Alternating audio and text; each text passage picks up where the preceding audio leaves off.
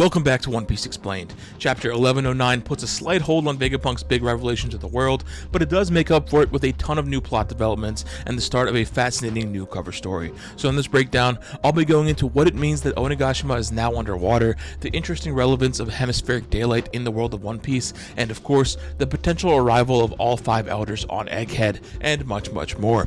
But really quick, if you've enjoyed any of my videos, such as the in-depth live-action breakdowns, the weekly manga breakdowns, or more recently my breakdowns of the anime adaptation of Monsters, I would really appreciate it if you hit that subscribe button. It helps to support me and grow the channel, and you'll also be able to get my videos as soon as they come out. With that said, let's get into chapter 1109, Interception. This chapter marks the debut of the 26th cover story, bringing us back to Wano, or should I say Old Wano, as we see the remnants of Onigashima sinking down below. Now, if you're anything like me, the first question that popped into your head was, how did it get there? And if you'll recall, Momonosuke was able to prevent it from crashing by safely placing the island on the outskirts of the flower capital, where it was last seen.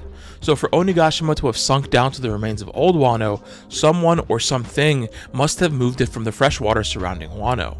Now, we did see Wano experience some of the side effects of the destruction of Lelouch earlier in this arc, but the rising of the sea level by 1 meter would not have been able to submerge Onigashima from the outskirts of the flower capital, since the water surrounding the main island of Wano is not connected to the greater ocean outside its walls.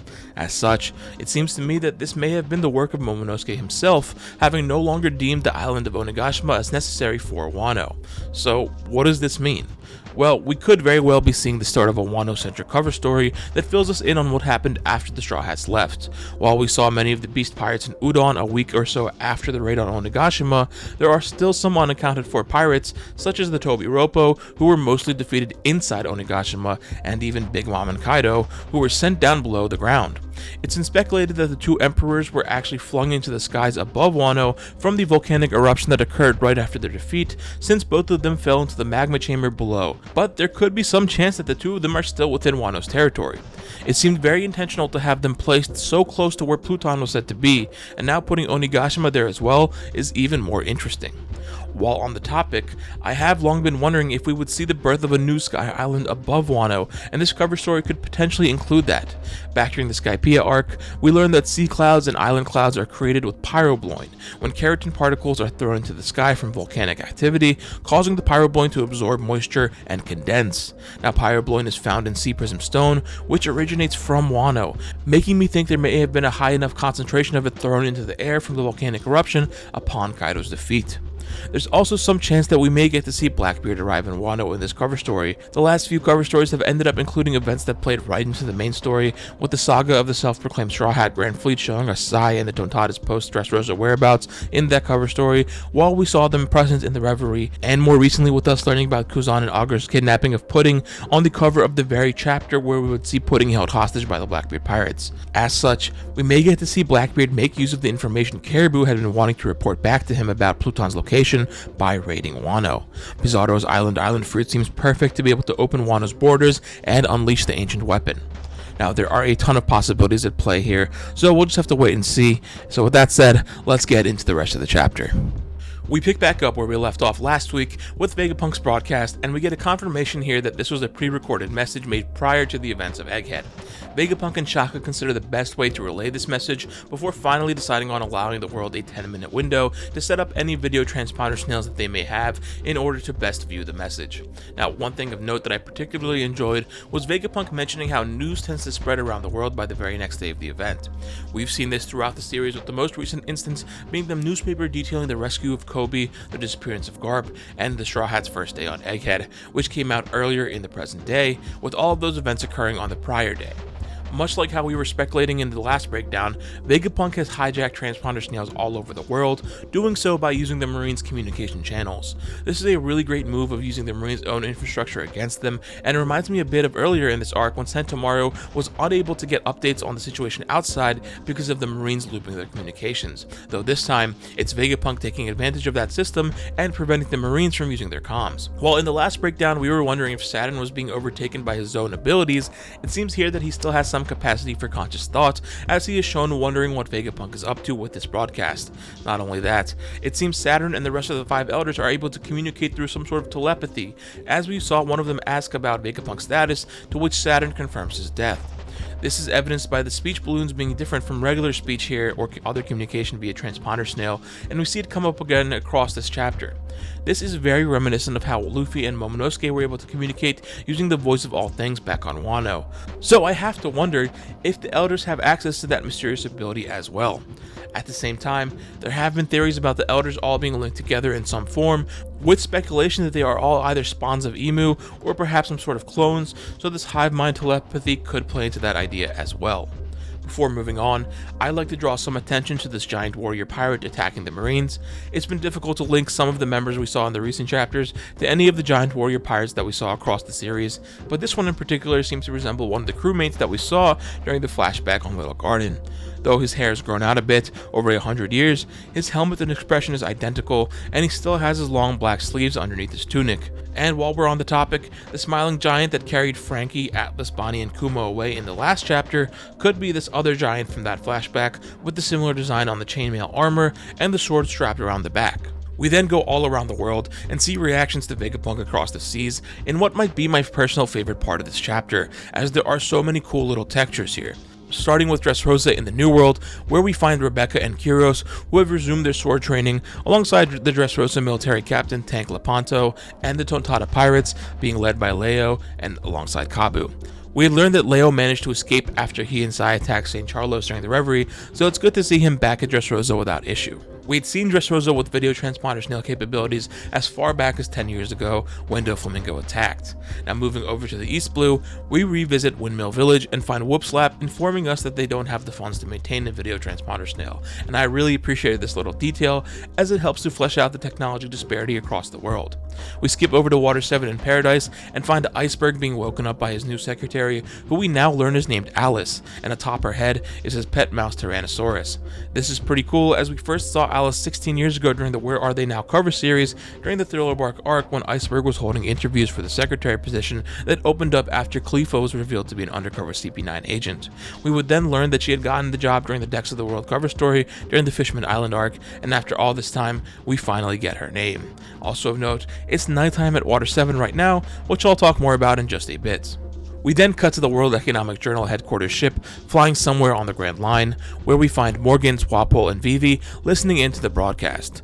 Morgans is the one who confirms this is pre-recorded, citing the time at Egghead, which implies that time zones exist in the world of One Piece, and much like it being a nighttime at Water 7 right now, I'll address all of this after this montage. We learn that Morgans isn't privy to the current developments on Egghead, as he still seems to think that the Buster Call was successful, but it is interesting to note that he is aware of the Buster Call having been initiated to begin with, which only happened a few chapters ago in real time, so he must still have some means of obtaining information on Egghead. Also real quick, we saw a girl fawning over Vivi in the corner, who we first saw earlier in this arc as the girl who gave Vivi her clothes to wear. She's a reporter who was named in Volume 107's SBS as Ieneno Chinode, with the name being a pun on the phrase, "Oh, are you alright with mine?" in reference to the clothes being lent here. Speaking of, it seems Vivi may have had another outfit change here, as her top is now black in this panel. We also check in on the other blues, albeit briefly. It's a bit difficult to place where exactly these towns are in each region, but the one in the South Blue could perhaps be the Samba Kingdom, where King Mokeka is from. Someone from the North Blue mentions how Vegapunk brought light to the world, something we first learned from Morgans earlier in this arc. Now this sequence ends off on the Kamabaka Queendom, with the revolutionaries all tuning in. We can make out the backs of the Revolutionary Army vice captains that we met earlier in this arc, with Ushiano, Ahiru, Gambo, and Jiron here being all alongside Ivankov. The captains are all present as well, alongside Koala and Sabo, while Dragon is shown thinking back to his conversation with Shaka at the start of this arc. Now, this takes us back to Egghead, but really quick, I'd like to talk about the inclusion of time zones and hemispheric daylight in the world of One Piece. Now, typically, when we go around the world and check in on various islands, there's no indication that the point in which we're seeing the certain characters and places are supposed to be happening at the same exact time for everybody.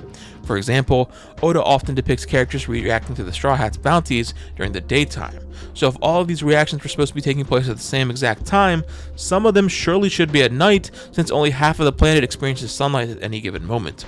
However, Because this chapter hinges on Vegapunk's message being broadcast to the world simultaneously, there is specific attention given to which islands are experiencing daylight, and this is fascinating to me as it, along with Morgan's comments, gives us some pretty solid evidence of there being distinct time zones in the world of One Piece. We know that it is daytime on Egghead, and from the montage, it appears to be daytime on Dressrosa in the New World, Windmill Village in the East Blue, and parts of the North and South Blues as well. We see that on the Paradise half of the Grand Line, Water 7 and Kamabaka Queendom are experiencing nighttime, with both of them being located in Paradise and as well as the West Blue.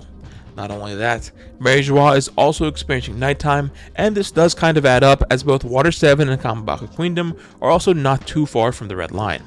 Real quick aside, this debunks a long-held theory that Mary Joie had perpetual daytime, much like Enies Lobby, as we had only ever seen it during the day. Now, given all of this, it would seem to me that the hemispheres that we normally think of when considering the movement of the Earth around the Sun are not one-to-one with our understanding of the four oceans. For example, the North Blue being called the North Blue may not mean that it actually exists in the Northern Hemisphere. This all feels like it adds more to the theory that the current geographical condition of the world is artificial, and its existence in this artificial state is what causes all of these weird weather phenomena across the series. But I may just be rambling at this point, so let's move on. Checking back in on Luffy's fight against Kizaru and Saturn, we learned that not even Gear 5th is effective at damaging Saturn with his regenerative capabilities. As such, Luffy decides to just take them out of the equation by getting them as far away as possible. But first, Kizaru debuts a new unnamed technique where he shoots lasers from his eyes. Now the joke here is that it first looks very similar to how Oda draws his characters when they think something is cool, as we've seen across the series. On top of that, earlier in 2023, Oda had mentioned how he himself would be able to shoot laser beams from his eyes after getting his eye surgery. And I do believe we've seen Luffy or somebody ask if a certain character could shoot lasers from their eyes in the story before. We've also seen a similar technique with the Ichiji's Sparking Valkyrie. Luffy avoids this and mashes Kizaru and Saturn together with a new technique, the Dawn Symbol, which results in their bodies flattening out completely. He then takes the two and spins them on his fingers, almost as if playing with pizza dough, before tossing them off the island, similar to how he threw Kizaru off Egghead earlier in this arc. Now, there's a lot to talk about with this technique, so let's just get right into it. This move is very reminiscent of Pearl's technique from the Baratier, which was also appropriately named after symbols, and the resulting effect on Saturn and Kizaru's bodies is very much like the effects of Diamante's Ripple Fruit. Luffy handling these two similar to pizza dough is thematically resonant with the recurring presence of pizza throughout this arc, as that is Bonnie's favorite food. Not only that, Luffy smashing Saturn like a bug here really works to flip the roles, with Saturn having constantly asserted that everyone else was a lowly insect. Saturn and Kizaru get flung out into one of the battleships on the coast, but Saturn manages to reverse his momentum just in time back toward Luffy, causing him to react similarly to how he did when Kizaru did the same thing earlier in this arc by changing his trajectory with his Devil Fruit powers. Now, Saturn appears before Luffy as a monstrous wheel, rotating with his toxin-coated legs drawn. This whole sequence is oddly reminiscent of Katakuri's method of building up momentum for his buzz-cut mochi technique. Meanwhile, Kizaru was unable to reverse his momentum in time, as he did earlier in the arc with his powers, and instead crashed into the Marine ship. It would seem to me that Luffy's Gear 5th is causing much more strain on Kizaru's composition than it is on Saturn, who has been shown to be incredibly durable thanks to his regenerative abilities. This is also a bit similar to how Luffy was able to punch Lucci all the way back onto a Marine ship back during the Enies Lobby arc. Unfortunately, it feels like Gear 5th has been taking a toll on Kizaru, as this is the third time he's been directly hit by Luffy in this battle, with the Star Gun just before the Kuma flashback and the Surprise Punch just a few chapters ago. While Saturn is pursuing Luffy, he gets some communication from the rest of the Elders informing him that they're running out of time to stop VEGAPUNK'S broadcast. As such, Saturn decides to call upon 4 more pentagrams, just like the one we saw him emerge from earlier in this arc.